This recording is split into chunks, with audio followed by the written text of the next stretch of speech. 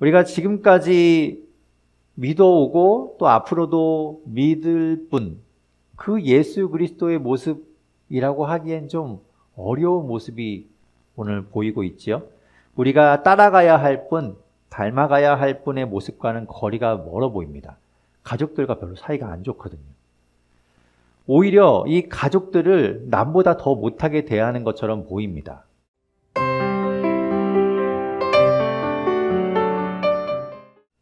여러분에게 가족은 어떤 의미가 있으신가요? 가족, 참 좋은 단어죠. 따뜻한 단어이고 그런 단어이긴 한데 물어보나 마나 중요한 의미가 있겠지요. 가족은 소중한 존재입니다. 저 역시 가족이 없었다면 지금의 저는 없었을 것 같다라는 강한 확신이 듭니다. 벌써 저는 망가졌을 것 같아요. 가족이 살아갈 힘이 되죠. 가족이 버팀목이 됩니다.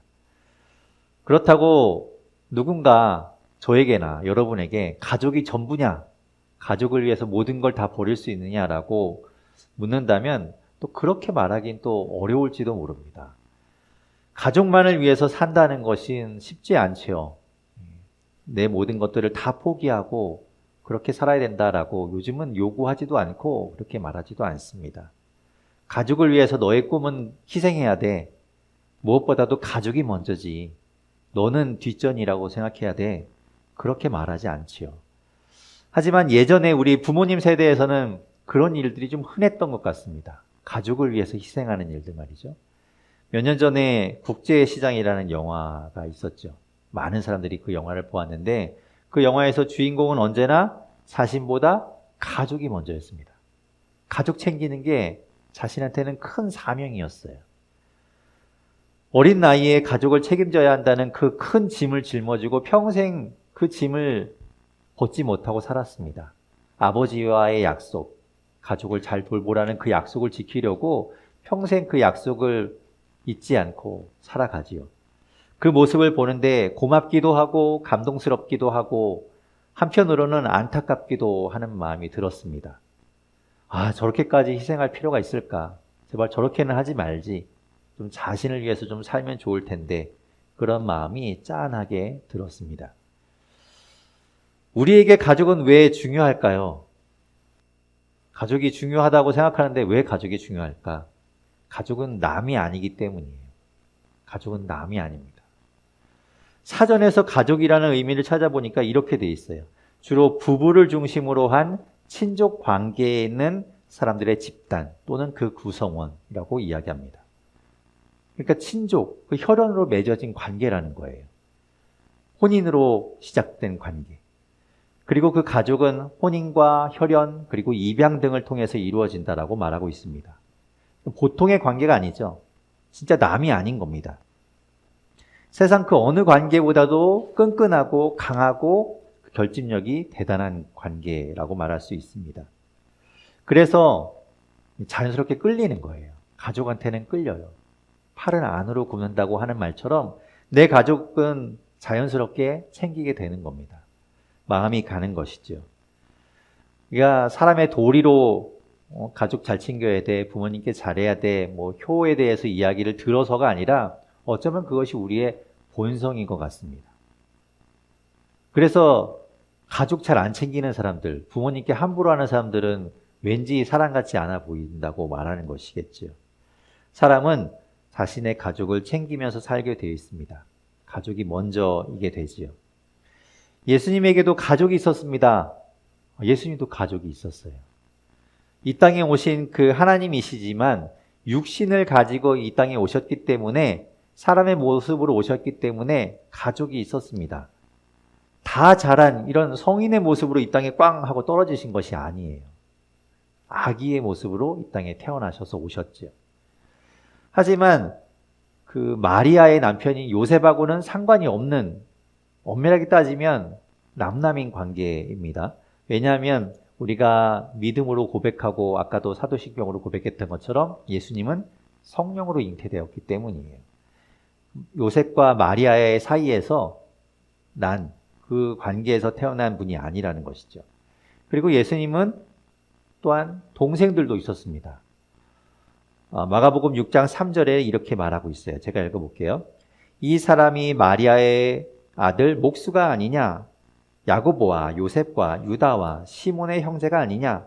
그 누이들이 우리와 함께 여기 있지 아니하냐? 하고 예수를 배척한지라. 그러니까 뭐라고 얘기합니까? 예수님께 동생들이 있는데 남동생도 4명이나 있어요. 야고보, 요셉, 유다, 시몬이라는 남동생이 있었고 여동생들도 있었다는 것이죠. 이들이 모두 요셉과 마리아 사이에서 태어난 형제들입니다. 근데 예수님하고는 좀 다르겠죠. 예수님은 그 사이에서 태어나신 분이 아니니까. 그러니까 세상이 볼 때는 되게 다복하게 보였을 거예요. 화목하게 막 식구들도 많고 왁자지껄 보기 좋고 이랬을지 몰라도 예수님은 그 속에서 마치 미운 오리처럼 그렇게 혼자 외롭게 사셨을지도 몰라요. 그래서인지 오늘 본문을 우리가 읽어보았지만 이 본문을 읽어보면 왠지 예수님과 가족들 사이가 별로 안 좋아 보입니다. 좋지 않게 보여요. 우리가 지금까지 믿어오고 또 앞으로도 믿을 분, 그 예수 그리스도의 모습이라고 하기엔 좀 어려운 모습이 오늘 보이고 있지요. 우리가 따라가야 할 분, 닮아가야 할 분의 모습과는 거리가 멀어 보입니다. 가족들과 별로 사이가 안 좋거든요. 오히려 이 가족들을 남보다 더 못하게 대하는 것처럼 보입니다. 정말 예수님은 그렇게 가족들을 대하고 있는 걸까요? 정말 예수님은 가족들을 좀 싫어하고 오히려 예수님을 따라오는 사람들을 더 좋아하는 것일까요? 오늘 우리가 읽은 이 본문은 3부분으로 나누어져 있어요. 첫 번째 부분은 가족들이 예수님을 찾으러 옵니다. 왜냐하면 예수님을 붙잡아 가기 위해서예요. 예수님이 미쳤다고 생각하기 때문이죠. 그리고 두 번째 부분은 예수님이 서기관들에게 영적인 세계에 대한 이야기를 하십니다. 그리고 마지막 3번째 부분은 다시 한번 그 가족들의 이야기가 나오면서 오늘 이야기가 끝나게 돼요. 3부분이 처음과 마지막 부분은 가족에 대한 이야기니까 서로 관련이 있는 것 같은데 가운데 부분은 관련이 없는 것처럼 보이기도 합니다. 하지만 오늘 이야기는 3개를 한꺼번에 이렇게 다 들여다보아야 해요. 앞뒤로 가족 이야기로 둘러싼 이유가 있다는 거죠. 그 가운데 이야기가 그 가족들의 이야기와 연결되어 있다는 것을 뜻하는 말입니다. 자, 예수님은 아픈 사람들을 고치셨어요. 그러니까 지금으로 말하면 당대의 스타였습니다. 대단한 분이었어요. 마가복음 우리가 3장을 읽어봤는데 1장에서는 귀신 들린 사람을 고쳤고 나병 환자를 고쳤습니다. 그리고 2장에서는 중풍병자를 고쳤어요. 3장에 들어오면 예수님은 손 마른 사람을 고칩니다. 지금도 사실 쉽게 고칠 수 없는 병들이에요. 중병이라고 말하는 병들을 예수님은 너무나 쉽게 고쳐주시죠. 마치 먼지 묻은 거 툭툭 털어주듯이 머리카락 붙은 거 하나 띄워주듯이 그렇게 아픈 사람들을 고쳐줍니다. 그러니 사람들은 놀라고 열광할 수밖에 없는 거예요. 예수님께만 가면 모든 병이 다 고쳐질 수 있겠다라는 생각이 들었겠죠. 예수님에 대한 소문이 널리 퍼졌을 것이고 부풀려지고 부풀려졌을 거예요. 이렇게 이야기했겠죠. 와, 예수님은 못 고치는 병이 없대. 뭐 예수님 가서 이렇게 손만 대도 손이 뭐야? 가서 예수님 쳐다보기만 해도 아마 모든 병이 나을걸? 뭐 이런 소문이 돌았을 것 같습니다. 그래서 점점 많은 사람들이 몰려오는 거예요. 그래서 오늘 본문에 보면 이렇게 시작합니다. 오늘 본문 20절과 21절에 이렇게 말씀하고 있어요. 같이 한번 20절과 21절 읽어보겠습니다. 시작. 집에 들어가시니 무리가 다시 모임으로 식사할 겨를도 없는지라. 너는 그가 미쳤다 하밀러라. 예수님이 쉬기 위해 머무는 그 집에까지 사람들이 몰려들었어요. 이 세상 사람들 가운데는 여러분들도 마찬가지일 거예요. 100% 나는 완벽하고 나는 완전하게 건강해라고 자신하는 사람은 별로 없을 겁니다. 어느 한 구석은 불편한 구석이 있고 어느 한 구석은 좀 고쳐졌으면 하는 그런 부분들이 있게 마련이죠. 예수님께만 가면 돈도 안 받고 공짜로 고쳐주시는 거예요. 그러니 안 갈 이유가 없겠죠. 조금만 불편한 부분 그거 고치면 너무 좋을 것 같은 그 부분을 고치기 위해서 사람들은 다 몰려들었을 겁니다. 덕분에 예수님과 제자들은 식사할 틈도 없었다고 이야기하고 있어요. 너무너무 사람들이 많이 오니까 바쁜 것이죠. 도박을 좋아하던 한 백작이 있었습니다. 우리가 잘 아는 것처럼 그 백작은 도박을 너무 좋아해서 조금이라도 도박에 더 시간을 보내기 위해서 먹는 시간도 아끼려고 빵 사이에다가 가진 여러 가지 것들을 다 넣어서 먹었다고 하죠. 그게 샌드위치가 되었다고 말하지 않습니까? 예수님은 그럴 시간도 없었던 거예요. 아예 밥 먹을 시간조차 없었던 것이죠. 그만큼 바쁘셨어요. 그런 가운데 예수님을 가족들이 찾아옵니다. 예수님을 붙잡아 가려는 의도였어요. 무엇 때문에 그런가 하면 예수님에 대한 소문이 있는데 그 중에 예수님이 미쳤다는 소문이 돌았기 때문입니다.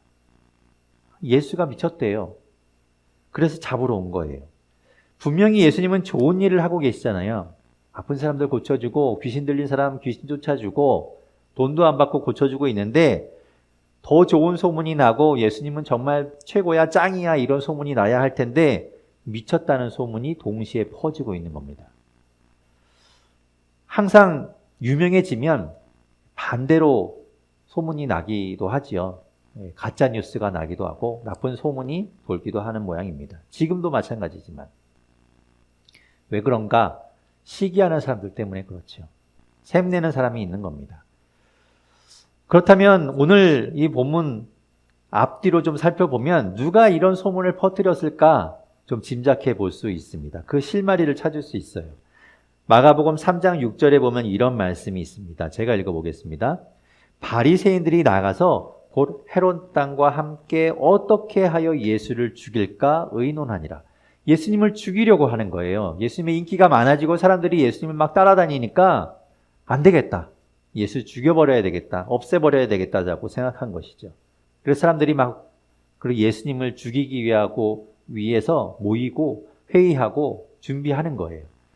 그러니 충분히 가짜 뉴스를 만들어낼 만도 하겠죠. 가짜 소문을 만들어냈을 겁니다. 그들은 소문을 그렇게 나쁜 소문을 내는 것만으로 부족했는지 직접 예수님을 찾아옵니다. 그래서 예수님을 면전에서 바로 사람들이 보는 앞에서 예수님 막 비난해요. 그것이 오늘 본문 22절에서 27절까지 이야기입니다. 22절에서부터 27절까지 말씀 우리 같이 한번 읽어보겠습니다. 시작. 예루살렘에서 내려온 서기관들은 그가 바알세불이 집혔다 하며 또 귀신의 왕을 힘입어 귀신을 쫓아낸다 하니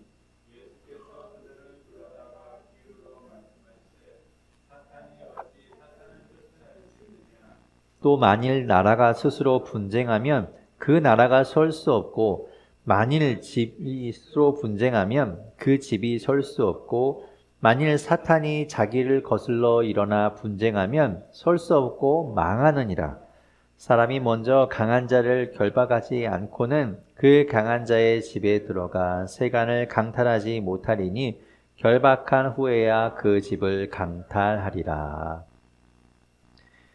종교 지도자들의 사명을 받고 온 서기관들은 예수님을 향해서 미쳤다라고 말하는 정도가 아니라 뭐라고 얘기합니까? 귀신이 씌웠다고 이야기해요. 예수가 귀신 씌운 거야. 예수가 병 고치는 것, 예수가 사람들 어려운 거 다 고쳐주는 거 저 귀신 씌워서 그래 라고 이야기하죠. 귀신 중에서도 귀신의 왕 바알세불이 들렸기 때문에 저러는 거야 라고 말하는 겁니다. 그러니까 다시 말하면 예수의 능력, 예수님이 막 능력을 베푸는 것, 그것은 좋은 일이 아닌 거죠. 귀신 들려서 한다는 거예요. 나쁜 거라는 거죠. 예수님은 그런 서기관들에게 이렇게 말씀하시죠. 같은 뼈끼리 싸우는데 어떻게 그 나라가, 그 조직이 잘 될 수 있겠느냐. 귀신의 힘으로 귀신을 쫓으면 어떻게 그 귀신의 나라가 제대로 설 수 있겠느냐라고 말씀하십니다. 이 이야기에서 우리는 두 가지 사실을 알 수 있어요. 첫 번째는 뭔가 하면 사탄의 세계, 사탄의 조직은 망하지 않았다는 것을 이야기해요. 예수님이 이야기하잖아요. 어떻게 망할 수 있겠냐? 귀신들은 그렇게 싸우지 않는다라고 이야기하면서 망하지 않는다라고 이야기하죠. 그 세계는 존재하고 있다는 거예요. 지금도 존재하고 있어요. 사탄의 세계는 말이죠. 그러면 언제 그 사탄들이 망하느냐? 예수님이 이 땅에 다시 오실 때, 그때 비로소 사탄의 세계는 영원히 망하게 됩니다. 그때까지는 존재하고 있다는 걸 잊으면 안 돼요. 그리고 그들의 존재는, 그 세계는 막강합니다. 그것을 잊지 않아야 한다는 것이죠. 또 한 가지 우리가 알 수 있는 사실은 당연하게도 같은 편끼리 싸우면 안 된다는 걸 이야기하고 있어요. 싸워서 갈라지면 한 편이 한 편을 제압하면 그 조직은, 그 세계는 망하게 된다는 걸 이야기하고 있지요. 그러면서 도둑의 이야기를 하고 있어요. 어제 이제 저녁에 들어가니까 꼬꼬무라고 왜 꼬리에 꼬리를 무는 이야기라는, 거기에서 대도에 대한 이야기 하더라고요. 예, 대도, 훔치는 도둑의 이야기를 하는 걸 보게 되었는데, 아무튼 오늘 이야기하기도 이제 도둑에 대한 이야기 나오죠. 도둑질 하려면 그 집에 들어가서 그 힘센 사람을 제압하지 않으면 도둑질 할 수 없다라고 말하고 있어요. 같은 편끼리는 잘 뭉쳐야 한다는 이야기입니다. 그러니까 같은 원리로 하나님의 나라는, 하나님의 세계는 서로 싸우면 안 된다는 걸 이야기해요.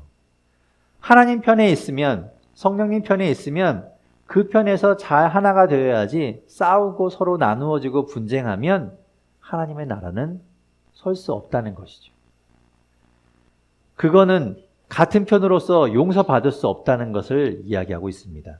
그것이 오늘 본문 28절에서부터 30절까지의 이야기예요. 제가 읽어보겠습니다.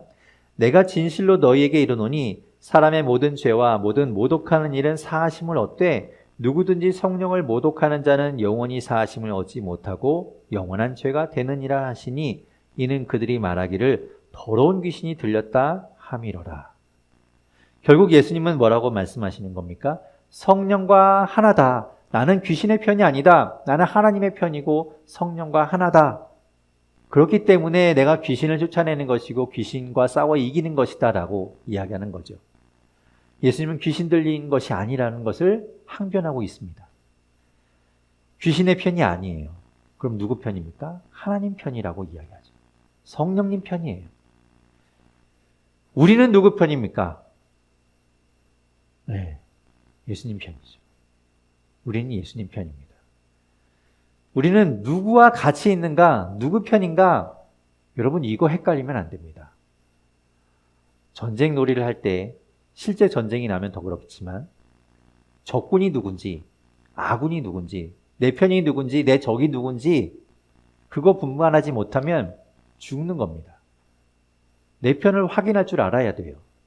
내가 어느 쪽에 있는지를 분명하게 알아야 합니다. 박쥐는 없어요. 중간지대는 없는 겁니다. 예수님의 가족들은 예수님을 막으려고 지금 왔어요. 예수님을 붙잡아 가린다는 것이지요. 예수님이 하시는 일을 못하게 하려고 하고 있습니다. 그렇다면 예수님은 그 가족들을 향해서 적이라고 말하고 있나요? 그렇게 말하지 않아요.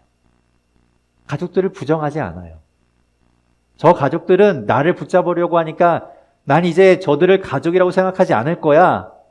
예수님은 그렇게 말하지 않습니다. 예수님은 뭐라고 이야기하는가 하면, 그런 가족이 필요 없다는 것이 아니라, 가족이 이제 나 없는 셈 치겠다는 것이 아니라, 가족의 의미를 더 넓게, 진짜 영적인 가족의 의미까지 더해서 예수님은 가족을 더 넓게 이야기하고 계시는 거예요. 처음에 말씀드린 것처럼 가족은 결혼을 중심으로 이 핏줄로 연결된, 혈연으로 연결된 관계인데, 그래서 세상에 어느 것보다 강하고 그리고 끈끈하고 가깝게 연결되어 있다고 말씀드렸죠. 그런데 예수님은 그런 그 가족의 관계가 이제 함께 있는 자들, 예수님과 지금 가깝게 있는 자들에게도 확대되었다라고 이야기하고 있는 겁니다. 그것이 오늘 본문 31절에서부터 35절까지의 이야기예요. 같이 한번 읽어볼게요. 31절, 35절까지 함께 읽겠습니다. 시작. 그때에 예수 와서 밖에 서서 사람을 보내어 예수를 부르니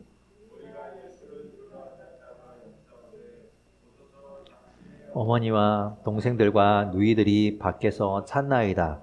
대답하시되 누가 내 어머니이며 동생들이냐 하시고 돌로 앉은 자들을 보시며 이르시되 내 어머니와 내 동생들을 보라. 누구든지 하나님의 뜻대로 행하는 자가 내 형제요, 자매요, 어머니이니라. 아멘. 예수님을 붙잡으려고, 예수님 잡아가려고 그렇게 찾아온 가족들과는 다르게 지금 예수님 주위에는 사람들이 모여 있습니다. 무리가 앉아 있었다고 이야기하죠. 이 무리는 20절에 말씀하는 그 무리와는 좀 다른 사람들일 거로 보입니다. 20절에는 예수님께 좀 고침을 받기 위해서 온 그 무리였을 것이고, 지금 이 예수님 주위에 있는 사람들은 예수님의 가르침을 듣기 위해서, 예수님의 이야기를 듣기 위해서 지금 앉아 있는 것이겠죠. 가족들은 예수님 곁으로 오지 않아요.